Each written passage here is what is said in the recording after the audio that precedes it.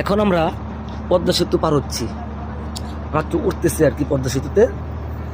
সারাদিন ঘোরাফেরা করলাম, সন্ধ্যা হয়ে গেছে তো যার জন্য আর থাকলাম না। অনেক জায়গায় ঘুরলাম মোটামুটি। মানে আসলে একবারই তো বলছি, প্ল্যান করলে আসতে পারবেন, প্ল্যান ছাড়া করবেন আপনি আসা করুন। অনেক দিন যাবত আমার প্ল্যান যে আমি পদ্মা সেতু আসবো, পদ্মা সেতু আসবো, কারণ এখানে তো কখনো আসা হয় নাই। আমাদের এখান থেকে অনেক দূরত্ব, প্রায় 350-400 কিলো। ইচ্ছে করলে আসা হয় না। আর এত দূরের রাস্তার সঙ্গে ছাড়াও কিন্তু আসা যায় না, একা একা আসাও যায় না, যার জন্য আসা হয় না।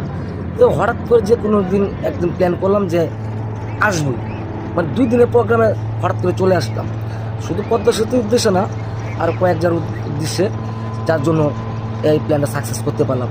যদি শুধু এটা উদ্দেশ্য হতো তাহলে প্ল্যানটা মনে সাকসেস করতে পারতাম না। দেখেন আসার পরে মানে সারাদিন ঘোরাফেরা করলাম, শরীর অনেক ক্লান্ত, তারপরও জানি কেন খুব ভালো লাগতেছে। আসলে স্বপ্নের পদ্মা সেতু দেখার খুব ইচ্ছা ছিল, তাই আসলাম।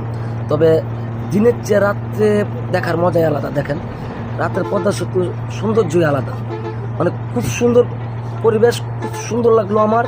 মানে দিনটা যে কীভাবে কাটলো আমি নিজে বুঝতে পারবো, কিন্তু প্রচণ্ড ক্লান্ত গেছে শরীর, তারপরও ক্লান্ত ক্লান্ত মনে হলো না।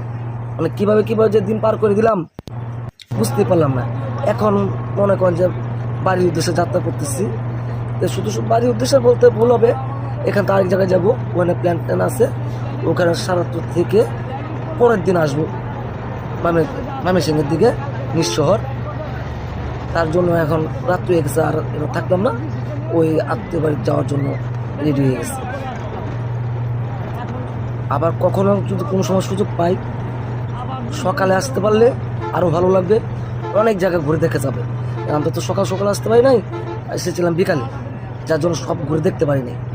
তবে প্ল্যান আছে আরেকবার যখন আসবো সকাল সকাল আসবো। আবার এবার বাইরে উঠে হচ্ছে নিজে যদি গাড়ি একটা রিজার্ভ করে আসা যায় বন্ধু বান্ধব মিলে, সবাই মিলে, তাহলে আরও ভালো হয়।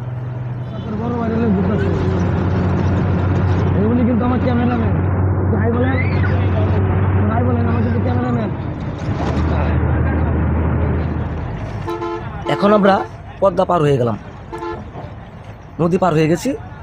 মানে সামনে টুল বক্সটা পার হলে পদ্মার এরিয়া পার হয়ে গেলাম আমরা। মানে খুব একটা সময় লাগে নাই, মানে খুব তাড়াতাড়ি পার হয়ে গেলাম। বোধহয় আমার মনে হয় 10 থেকে 15 মিনিট লাগছে পার হইতে, তাড়াতাড়ি পার হয়ে গেলাম। এই যে দেখা যাচ্ছে টুল বক্স এসে পড়েছি। টুল বক্স পার হয়ে যাওয়া মানে